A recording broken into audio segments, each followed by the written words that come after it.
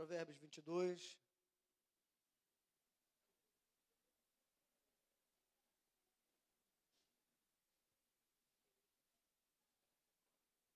Provérbios 22, verso 28.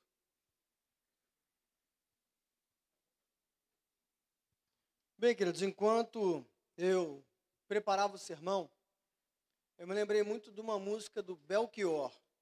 Alguns aqui nunca ouviram falar, parece o Silas Malafaia quando tinha o bigode grande. E ele canta uma das músicas mais famosas dele, não além de ser cantada por ele, ficou eternizada pela voz dele, de Regina. E tem um trecho de uma música dele que fala: minha dor é perceber que, apesar de termos feito tudo o que fizemos, nós ainda somos os mesmos e vivemos como os nossos pais. Isso é bem interessante, não é verdade? Quanto mais nós envelhecemos, mais nós descobrimos defeitos que nós, às vezes, demonizávamos nos nossos pais, que nós temos, não é? Para você que pulou uma geração e não parece tanto com o seu pai ou com a sua mãe, talvez você descubra um defeito ou uma qualidade que você não admire tanto do seu avô e que você tenha puxado também, ou de um tio, não é? Então, quanto mais a gente cresce, mais a gente percebe que a gente tem um temperamento, algumas características parecidas com temperamentos e características de pais ou antepassados que nós não queríamos ter puxado. Mas, ao mesmo tempo, nós percebemos que quanto mais distantes ou mais diferentes queremos ser dos nossos pais, no final das contas, nós vivemos como eles, não é? Nós envelhecemos, nós nos profissionalizamos, vamos para o mercado de trabalho, e nossa grande intenção é dominar o mundo. E passa alguns poucos anos e descobrimos que a nossa vontade é ter uma casa, um carro, casar, pagar os boletos em dia, ter estabilidade financeira, um plano de saúde, exatamente igual quem? Os nossos pais. Fugimos e somos iguais. E falando nesse sentido de paternidade, de antepassados, Salomão tem muitas coisas a nos dizer a respeito, principalmente no dia como o de hoje. Por isso eu convido você, olhe comigo, Provérbios 22, verso 28, que diz o seguinte: não mude de lugar os antigos marcos que limitam as propriedades e que foram colocados por seus antepassados. Eu vou ler de novo. Não mude de lugar os antigos marcos que limitam as propriedades e que foram colocados por seus antepassados. Queridos, o livro de Provérbios ele foi escrito / compilado por Salomão. É um livro que ele está ao mesmo tempo dentro dos livros sapienciais da Bíblia. Né? O que significa sapienciais? É um livro de sabedoria. O pessoal da teologia, para dar uma valorizada, gosta de botar nome difícil. Sapienciais é um livro de sabedoria. E ele também está dentro do grupo dos livros poéticos por causa da estrutura de escrita dele. A estrutura de escrita é uma estrutura poética. E ele foi escrito e organizado por Salomão. Por que escrito e organizado por Salomão? Porque nem todo o livro de Provérbios foi escrito por ele. Alguns teólogos vão separar o livro de Provérbios em 7 blocos ou 7 coleções. O bloco 1, 2 e 5 foram escritos por Salomão. O bloco 3, que faz parte do texto que a gente leu aqui agora, foi um compilado que Salomão fez dos grandes pensadores da sua época, dos grandes escritores da sua época. A gente pode dizer que mais de 95% deles, escritores do próprio Antigo Testamento. E o bloco 6 e 7, lá no capítulo 30, o bloco 6 foi escrito pelo rei Agur, e o bloco 7, conhecido como capítulo 31, que fala sobre a mulher virtuosa, foi escrito pelo rei Lemuel. Isso mostra para a gente o poder evangelístico, o poder missional que Salomão tinha. Porque tanto o Agur quanto o Lemuel, eles eram reis árabes. Eles não nasceram no contexto da fé israelita. Então, isso mostra que Salomão os influenciou. E o livro de Provérbios, ele foi escrito para um público específico, mas para 2 tipos de ouvintes. Para quem que Salomão escreve o livro de Provérbios? Ele escreve para os crentes em Deus, o Deus de Israel, ponto. Ele não escreve para mais ninguém de fora. Por que a gente sabe disso? Porque logo no comecinho do livro de Provérbios ele fala o seguinte: o temor do Senhor é o princípio da sabedoria. Ele atrela toda a sabedoria humana, ou valida toda a sabedoria humana à pessoa que crer em Deus.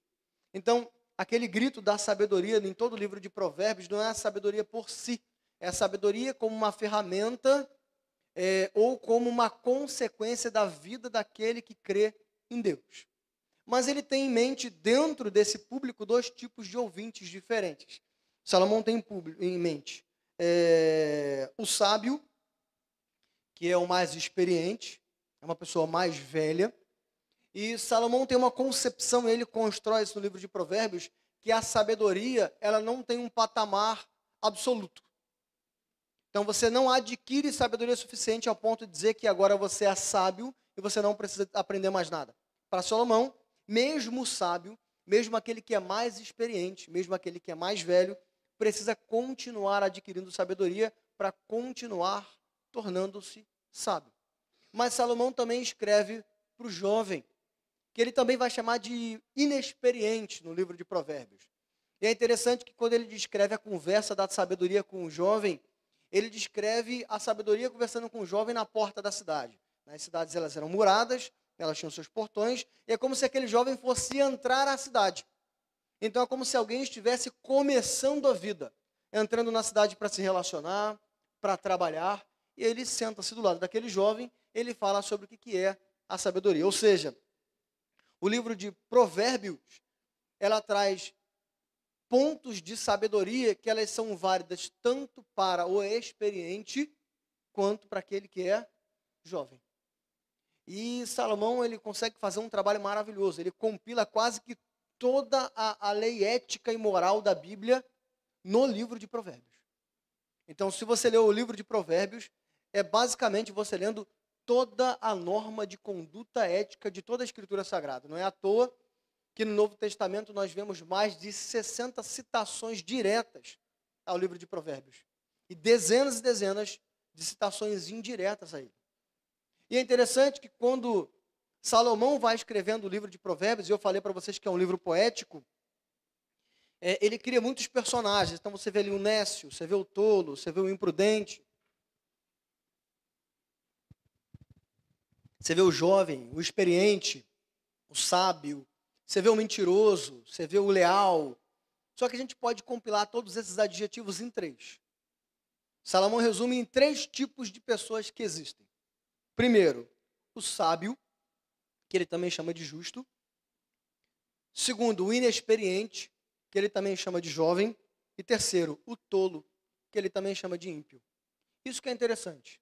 Repara só, ele não chama o jovem de tolo. Ele chama o jovem de quê? Inexperiente. Porque para Salomão, não importa a idade que você tem. Quando você conhece e vive a sabedoria do reino, você está no caminho da sabedoria.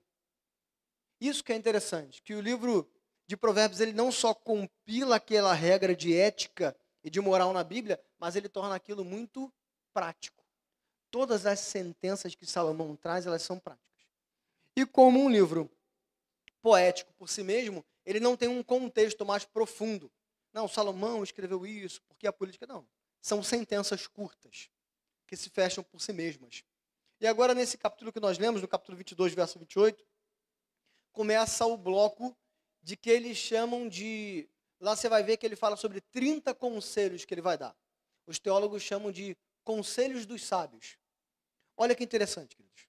Nós estamos diante de algo maravilhoso para ser ouvido. Salomão foi conhecido como o homem mais sábio da sua época. Ele faz, dentro do livro que ele escreve sobre sabedoria, um compilado de homens que ele acha os mais sábios do mundo. É como se você ouvisse, para quem gosta de futebol, os top 10 do Messi hoje, ou do Pelé. Você vai ouvir, poxa, se esse cara está falando isso, quer dizer que ele é um excelente jogador. Então há algo muito importante para nós ouvirmos aqui. E eu vou ler mais uma vez para vocês. Não mude de lugar os antigos marcos que limitam as propriedades e que foram colocados por seus antepassados. O que são esses marcos aqui? Bem, os marcos, queridos, eles eram um amontoado de pedras. Literalmente um amontoado de pedras. Eram pedras ajuntadas, que elas ganhavam uma certa altura para ficar visível. E esse marco, ele delimitava a propriedade. É tudo muito simples na época. As propriedades não tinham uma escritura, um parecer na prefeitura, uma metragem quadrada, não tinha nada disso. Ela foi distribuída lá atrás por Josué, por o que Josué chama de uma sorte santa, uma sorte santificada por Deus. E aquela terra ela é distribuída de forma com que não houvesse desigualdade social dentro de Israel. E para você saber onde a sua terra começava, onde a sua terra terminava, colocavam-se aqueles marcos para delimitar qual eram as suas propriedades. Só que existia um grande problema, que onde há ser humano, há jeitinho. Jeitinho não é só do carioca, é do ser humano. Então, aqueles marcos eles eram muito difíceis de serem policiados. Porque, como eu disse, não existia nada além do próprio marco para delimitar a terra. Então, o que as pessoas faziam? Ano após ano, elas iam empurrando 1 centímetro, 1,5 centímetro, meio centímetro. Passavam-se 10, 15, 20 anos, tinha-se conquistado uma grande porção, ou invadido uma grande proporção da terra do outro, sem que você não percebesse. E assim começava a aumentar a desigualdade social dentro de Israel. E eles faziam isso principalmente com pessoas que não tinham como se defender, viúvas e órfãos principalmente, onde o patriarca tinha morrido e a única coisa que sobrou era a terra. Então, como eles não tinham muito poder financeiro para se defender, então eram eles os que mais sofriam. E aí Salomão dá esse conselho prático. No entanto, como o livro de Provérbios também é um livro poético, existem outros conceitos por trás dessa lei. Bem, primeiro, Salomão fala que esse marco ele não pode ser tirado porque é lei. Então, se a lei determina que esse marco não pode ser tirado, esse marco não pode ser tirado. O segundo motivo é que para os mais frágeis, os mais pobres, os mais desfavorecidos não fossem vítimas de homens egoístas. E o terceiro, porque era uma lei antiga e sagrada. Lembra que eu falei que lá em Josué a terra foi distribuída por causa de um sorteio santo? Isso significa que foi Deus que direcionou esse sorteio. Foi Deus que direcionou esse lançamento de sortes. Para a gente soa estranho, né? Porque a sorte na nossa cultura é só você jogar no bicho, é só você jogar na Mega Sena, não é verdade?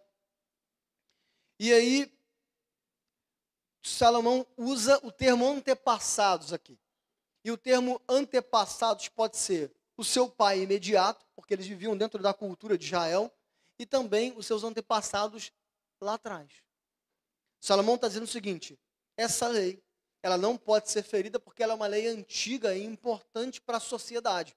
Porque se ela fosse descoberta, se fosse descoberto que homens estavam empurrando marcos, isso poderia acontecer uma guerra dentro de próprio Israel. Família contra família, clã contra clã, povo contra povo. Então, a lei de ser uma lei antiga era uma lei que foi dada por Deus. Ponto. Esse é o significado cultural. Acaba aí. Só que, dentro do livro de Provérbios, dentro da poesia e da sapiência de Salomão, existem outros significados. Primeiro, Salomão está querendo dizer que o verdadeiro sábio é honesto com todos.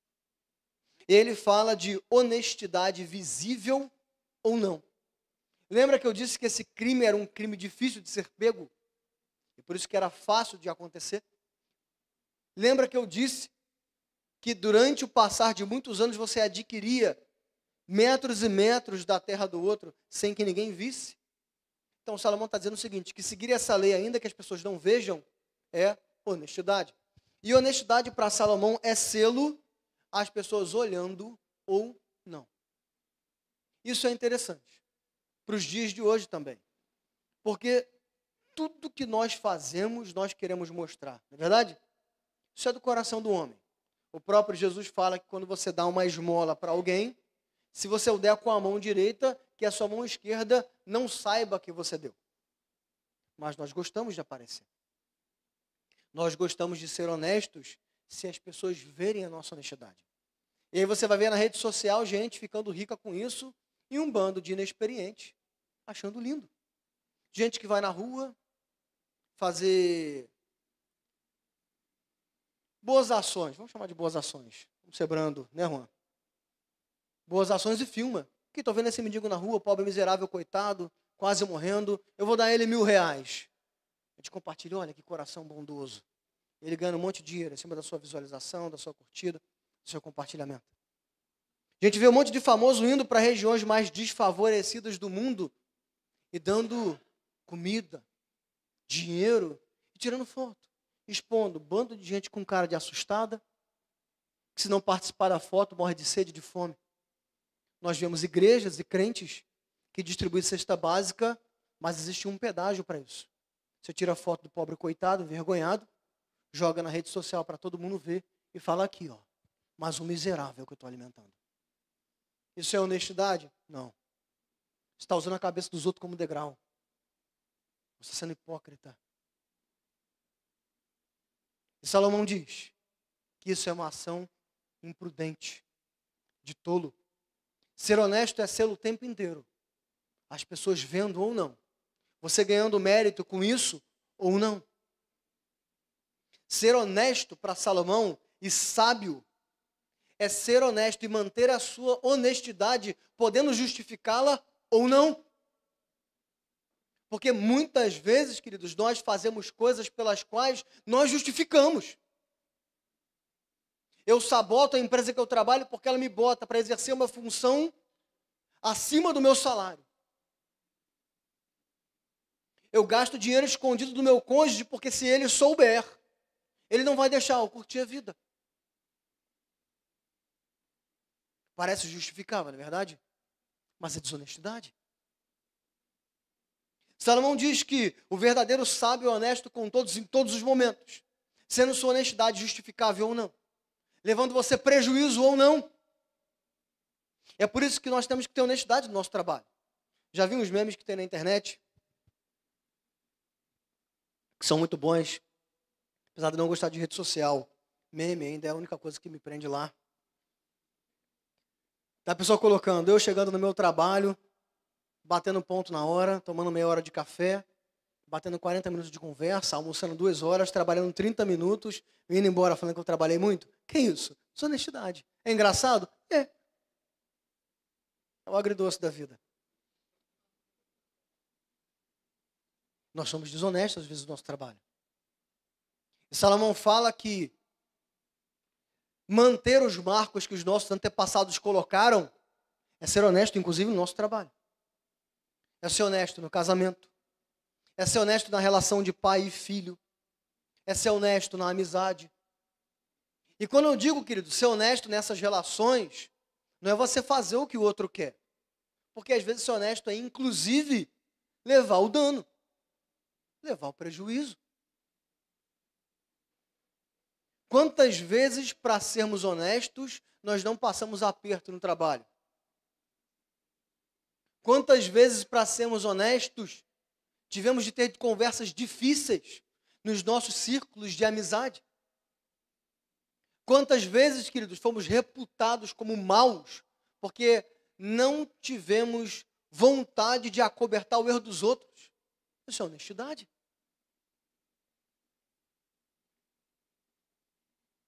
Ser honesto, querido, ser sábio por meio da honestidade, é ser honesto, inclusive, com a nossa igreja local. E nos dias de hoje, o que mais existem são justificativas para não sermos honestos com a igreja local. Tem crescido um movimento no Brasil, e eu vou falar isso com muita cautela, que eu não gosto.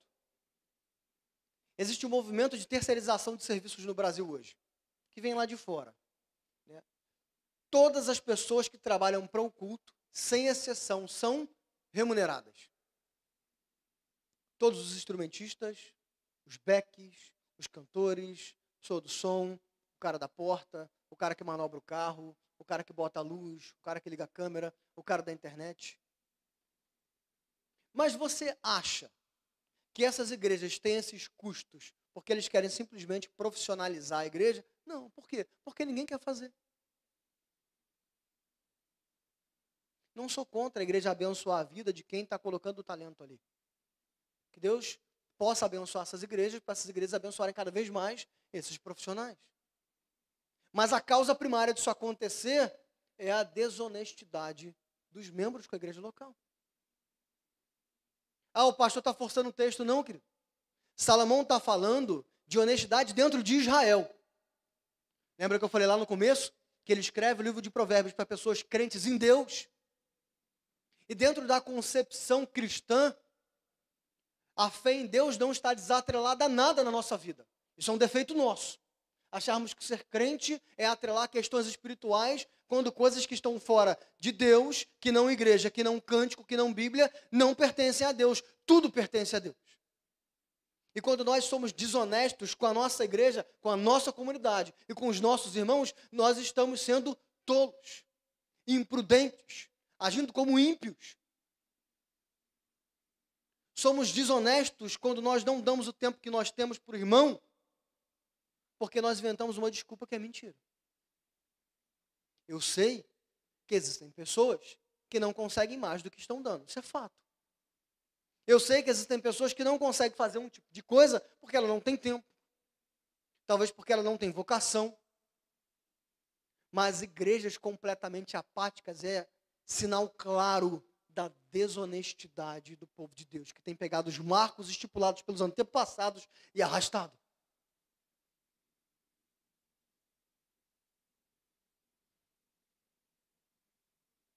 Quando Salomão também fala de não mexer com os marcos colocados pelos nossos antepassados, ele também está falando que o verdadeiro sábio evita guerras desnecessárias. Salomão sabia que se esse fosse um crime pego dentro de Israel, haveria guerra como há, irmão.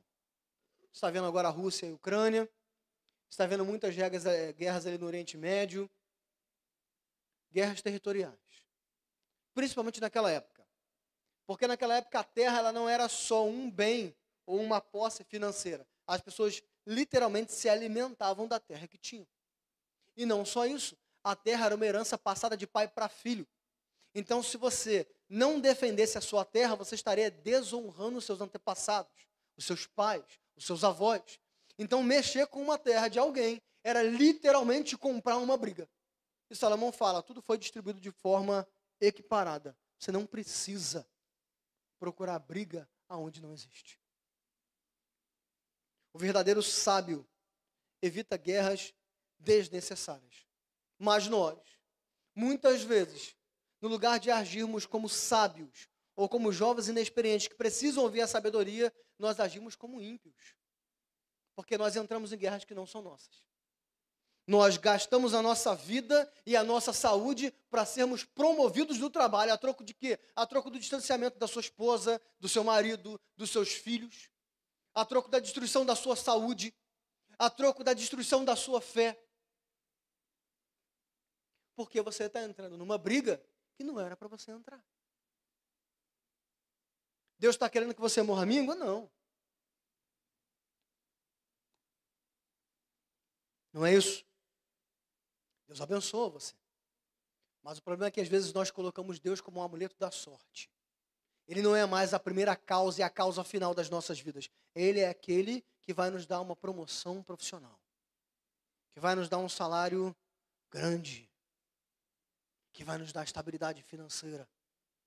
Que vai nos dar um dinheiro tal que nós podemos viver só dos rendimentos dele. Enquanto isso, a família é deixada de lado, Deus é deixado de lado, a fé é deixada de lado, e nós olhamos para Deus e perguntamos, por que o Senhor nos dá? Ele não tem nada a ver com isso.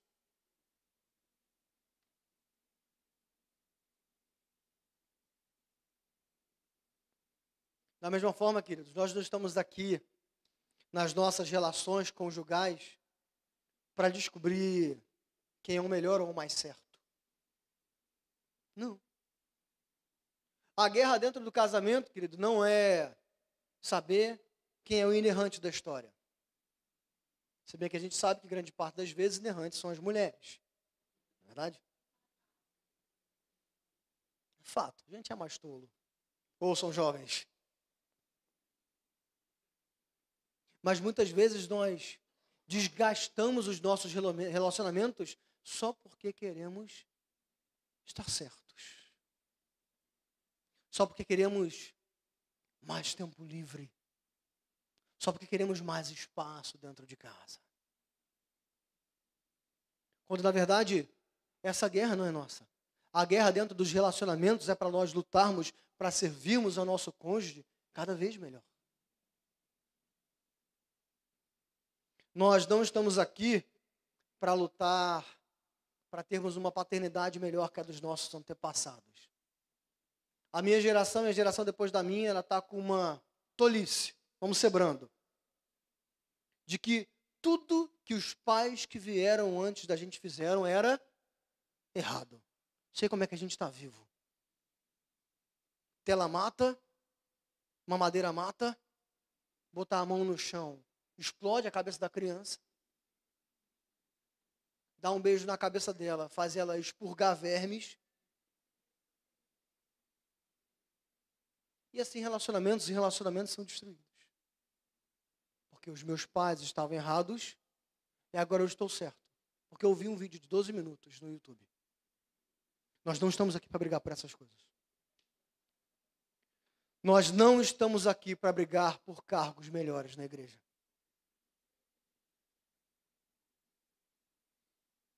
Se você é pastor, presbítero, diácono, se você canta, se você aparece, nós não estamos aqui para isso. A nossa função não é essa. Enquanto alguns irmãos negligenciam e são desonestos em servir a igreja, outros o fazem para aparecer. São frustrados na vida lá fora. E aqui querem pisar na cabeça dos outros, porque tem cargo. Nós não fomos chamados para isso. Nós estamos aqui porque a nossa guerra é contra principados e potestades. A nossa guerra é para lutar contra o avanço das trevas no mundo. A nossa guerra é para fazer valer a palavra de Jesus quando disse: tu és Pedro, e sobre essa pedra edificarei a minha igreja, e as portas do inferno não prevalecerão sobre ela. Essa é a nossa verdadeira guerra. E esse é o verdadeiro sábio. Salomão também está nos dizendo que o verdadeiro sábio protege os mais fracos. Por que que as pessoas antigas não empurravam os marcos de pedra sobre a terra daquela família mais pobre, sabendo que ele nunca seria pego? Porque a função daquele que é sábio, a função daquele que é jovem, mas que crê em Cristo, mas que é temente a Ele, protege aquele que é mais fraco. Essa é a lógica do reino. A nossa luta, meus irmãos, é para amar cada dia mais a nossa família. A nossa luta não é para termos cada vez mais razão, nem mais tempo. É para amar cada vez os nossos pais, cada vez mais o nosso cônjuge, cada vez mais os nossos filhos. A nossa luta é para evangelizar aqueles que estão perdidos e não querer ser aceito no meio deles. E eu me lembro que até pouco tempo atrás, cerca de 20 anos, a sociedade zombava dos cristãos porque eles eram burros. Mas nós vimos nas igrejas o quê, gente? Lotadas. Domingo após domingo, os joelhos se prostrando ao chão. Segunda após segunda, irmãos entrando nas portas das casas, visitando. Cadernos de oração passando pelas igrejas. Eu prefiro o erro dos nossos pais, lá atrás, de ter negligenciado o estudo da teologia do que o nosso. De achar que sabe de tudo, mas está caminhando um degrau a cada dia mais para o inferno. Sabendo de tudo, irmão. Teologia, filosofia, história. A sua sabedoria é a corda amarrada no seu pescoço. A nossa luta, irmãos, é para fortalecer os mais fracos na fé. É para discipular. É para encorajar. Mas nós terceirizamos. Tudo é responsabilidade do pastor e do presbítero que foi votado. É responsabilidade do diácono.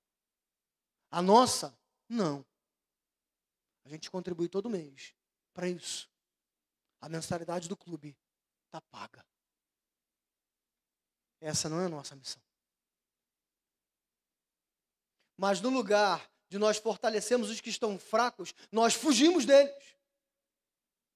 Porque nós dizemos que nós já estamos fartos dos nossos problemas.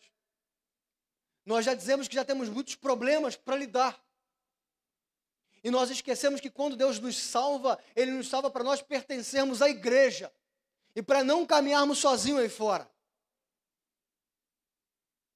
E vem alguns desavisados e dizem, não, porque eu não preciso estar na igreja para ser salvo. Precisa. Porque esse é um sinal de que você foi alcançado por Deus. Porque aquele que foi alcançado por Cristo deseja estar no meio dos seus. Deseja estar no meio do povo de Deus. E quando você diz isso, você está me dizendo o seguinte, que você quer qualquer coisa que não responsabilidade por pertencer e estar no reino de Deus. Tolo, ímpio, imprudente. A nossa luta é para discipular aqueles que estão ao nosso redor. Essa é a nossa luta. Mas o problema é que muitas vezes, pessoas que vivem 30, 40, 50 anos na igreja, não sabem nada da Escritura.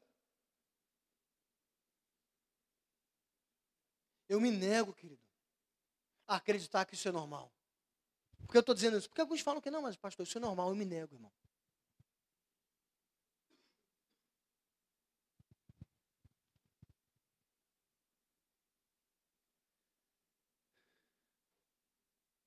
Sou de um tempo não muito distante, e para alguns muito distante, de que chegar do lado de um cristão que tinha 10 anos de evangelho era eu ouvir sentenças profundas de sabedoria sobre a vida. Se queria receber um conselho, era só perguntar para o diácono na porta da igreja. Me fala que é o irmão mais antigo da igreja. Aponta para mim quem é irmã de oração. Sentava do lado, irmão. Você chorava. Hoje, não pergunta para o diácono.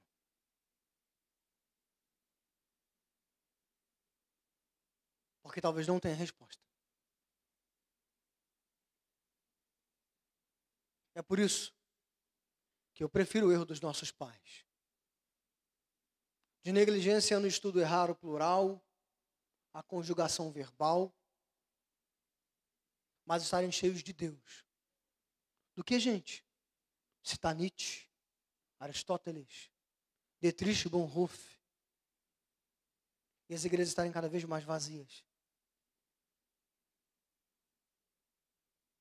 É por isso que eu prefiro o erro dos nossos pais, que não iam a lugares porque eles não queriam se misturar com as trevas, mas as próprias trevas que eles apontavam diziam para a gente assim, aquele homem ali, aquela mulher ali, eles são homem e mulher de Deus. Do que a gente? Em vários círculos sociais. Sermos cabeça aberta.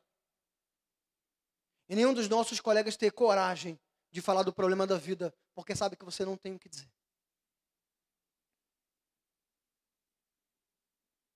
Mas para Salomão, o verdadeiro sábio protege os mais fracos. A família, o novo na fé, o que não conhece Cristo, o fraco na fé, o triste. Essa é a função do sábio. Essa é a função do inexperiente. Mas nós não temos tempo para isso. É o que dizemos.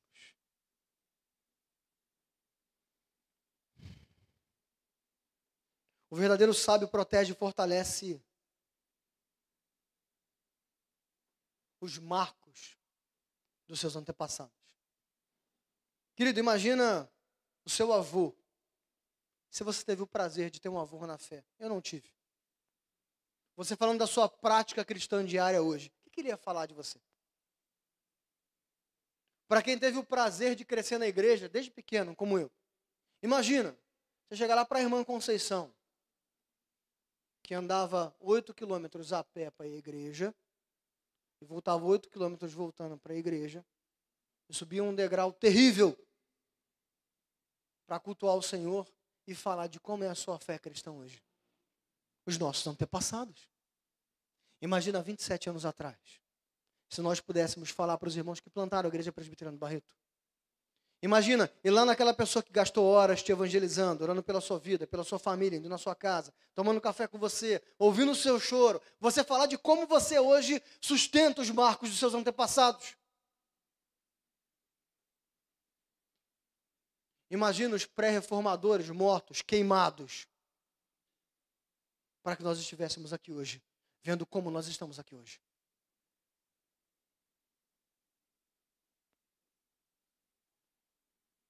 A rainha da Inglaterra falou que ela temia mais as orações de John Knox do que um exército marchando contra a Inglaterra. E as pessoas riem da nossa fé.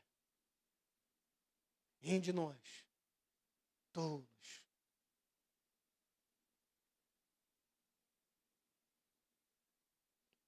O verdadeiro sábio mantém os marcos colocados pelos seus antepassados. Não vendem a fé por causa de liberalismo teológico, por causa de discurso social, por causa de discurso de gênero, por causa de bandeira política, por causa da filosofia que as pessoas dizem ser aceitas. O verdadeiro sábio mantém os marcos. É por isso que eu prefiro os erros dos meus antepassados, que diziam que crente só era crente se fosse a igreja de chapéu, terno, gravata e guarda-chuva no braço. Mas ele é todo culto ao nosso erro de sabermos da liberdade da roupa, mas não aparecermos na igreja e sensualizarmos nas redes sociais.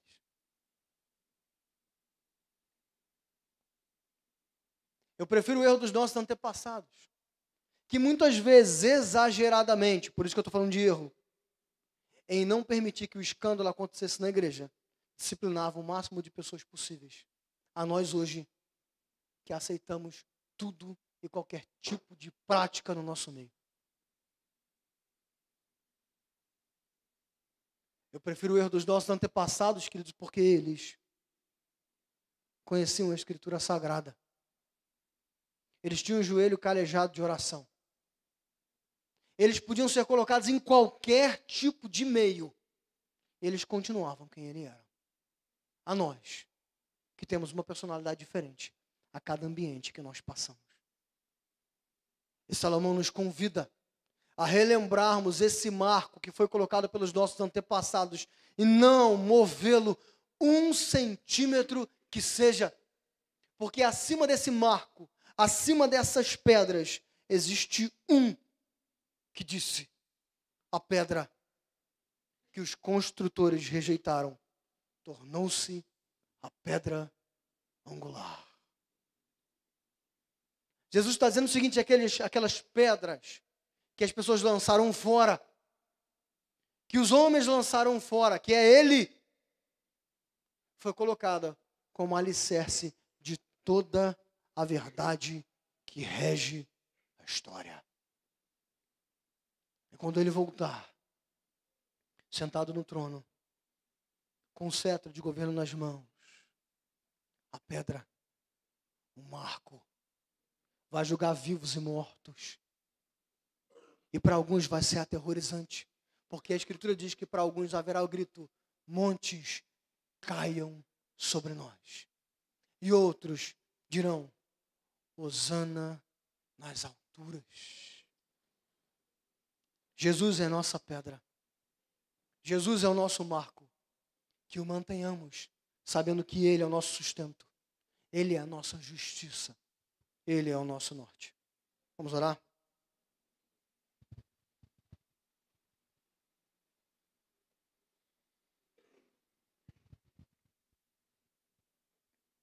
Senhor Jesus, nessa noite, Pai, rememorando o marco que o Senhor é na nossa vida. E rememorando a nossa caminhada, Pai, como Igreja Presbiteriana do Barreto nesses 27 anos, mas também como indivíduos que somos chamados a pertencer à igreja, seja do Barreto, seja qualquer outra igreja, porque elas pertencem a Ti. Que venhamos a avaliar o nosso coração, que venhamos a olhar para os marcos que os nossos antepassados nos apresentaram, e que venhamos mantê-los firmes.